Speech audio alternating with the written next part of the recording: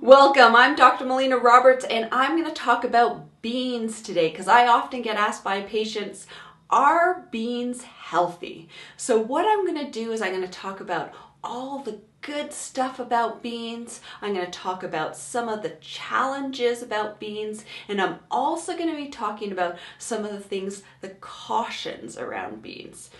So let's get into it. So one of the great thing about beans is that they are like dried seeds.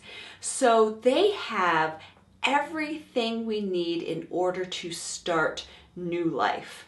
So they are very nutrient dense. Beans are also high in fiber. So those fibers really help to feed the healthy bacteria within our gut. Beans themselves are very inexpensive, and beans are also great for the environment. They need less resources than other crops, and so they're good for the environment. Now, one of the challenges with beans is that beans are also very high in carbohydrates, specifically a carbohydrate called starch. So they break down into sugars really easily. So this can be challenging in terms of when they're breaking down into sugars, the sugars will feed some of that unhealthy bacteria and lead to some of the overgrowth of the unhealthy bacteria within the gut.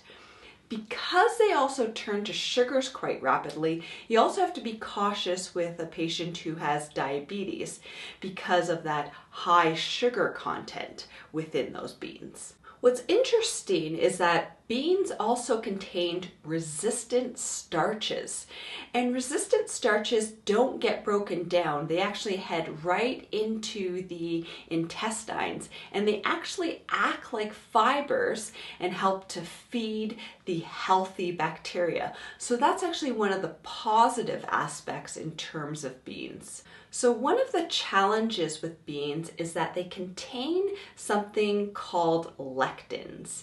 And lectins have actually been associated with causing leaky gut, they've been associated with autoimmune conditions. Lectins tend to stick to red blood cells, can increase clotting and inflammation in the body. So can cause a number of problems in terms of those lectins. Now, if beans are fermented, the bacteria can actually break down those lectins and make them less harmful in the body. So beans in a fermented form would be healthier for us. So those would be like natto, miso, tempeh would be those beans in the fermented forms, and so then you wouldn't have the problems of the lectins. The other challenge with beans is that they are an incomplete protein, which means they don't have all of the proteins that our body needs. But what that really means is that it means it has to be paired with another protein in order for us to get the full nutritional value in terms of consuming beans. Now, another caution when it comes to beans is that beans usually come canned. And often the lining of the can have something called bisphenol A, which is a hormone disruptor.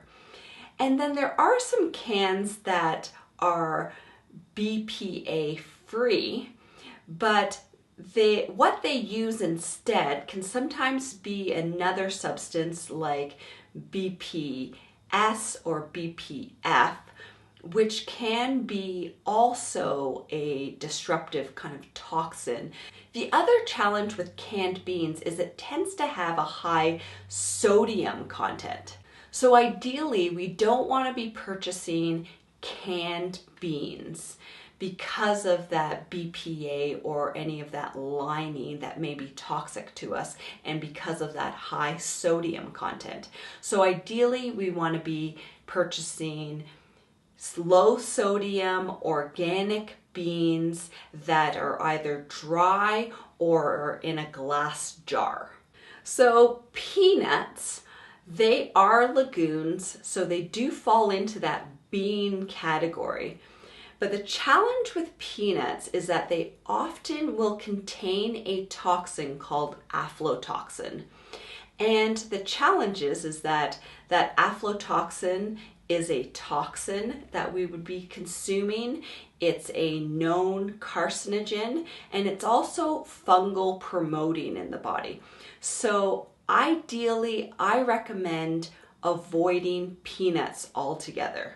So in general, we don't need beans in our diet in order to survive.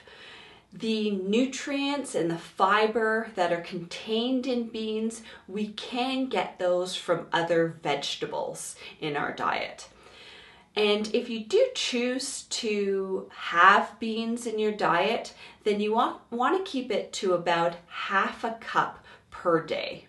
So this is the take in terms of beans. I know it's a big category and there's a lot of information out there. And so I hope that all of that information will help you to be able to make a better decision when it comes to consuming beans. All right, so thank you so much for watching. I encourage you to share this with your friends and family, to press the like button, to make a comment below. And until next time, continue to learn, grow, and build health.